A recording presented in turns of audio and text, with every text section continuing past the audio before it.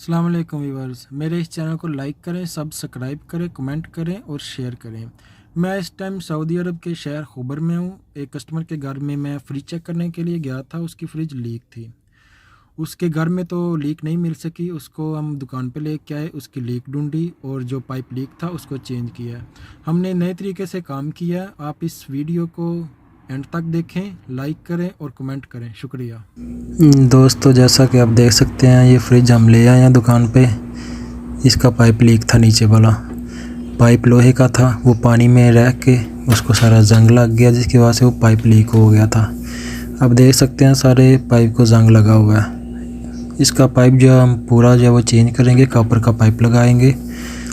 इसका हमने नीचे वाला जो पूरा हिस्सा उसको अलग कर लिया, अलग करके इसकी फिटिंग बनाई है पाइप की और इसको ब्रेजिंग कर लिया इसके अच्छे से।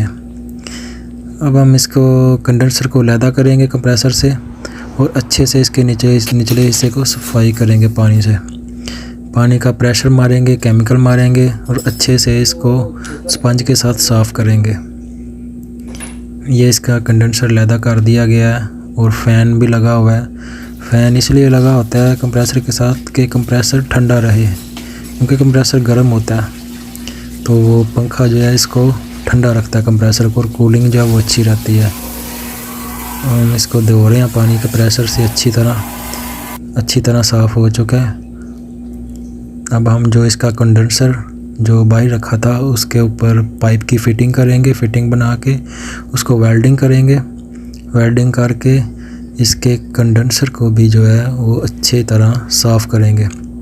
वेल्डिंग करते हुए आपने एक चीज़ का ख़ास ख्याल रखना है कि पाइप ज़्यादा रेड ना हो। अगर पाइप ज़्यादा रेड हो जाएगा तो पाइप फट जाएगा, पाइप में सुराख हो जाएगा। तो बड़े एहतियात से आपने ब्रेजिंग करनी है। अब इसका जो कंडेंसर है उसको धोया जा रहा है। कंडेंसर आपका जितना साफ़ होगा उतनी वो अच्छे से हीट एग्जॉस्ट करेगा और उतनी कूलिंग उसकी अच्छी रहेगी। बिल्कुल साफ़ हो चुका है कंडेंसर। अब इसकी फ़िटिंग करेंगे हम।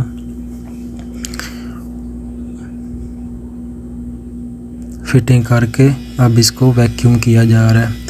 वैक्यूम का ये मकसद होता है कि जितनी भी हवा होती है वो सारी खींच लेता है बाहर, क्योंकि अगर हवा रहेगी पाइप्स में तो हवा की वजह से कूलिंग अच्छी नहीं होगी, कूलिंग में फ़र्क आ जाएगा। ये अब फ्रिज जो है वो बिल्कुल रेडी है, इसमें गैस फिल हो रही है। अब हम इसके अंदर से कूलिंग चेक करेंगे। ऊपर वाले पोर्शन पे मैंने पानी वाली बोतल रखी थी ताकि वो चेक कर सकें कि उसमें बर्फ़ अगर जमी होगी बोतल में तो इसका मतलब है कि फ्रिज जो है वो रेडी है। जी, कूलिंग भी अच्छी है इसकी। और इस जो बोतल रखी थी पानी वाली, इसमें बोतल में भी आइस जम चुकी है।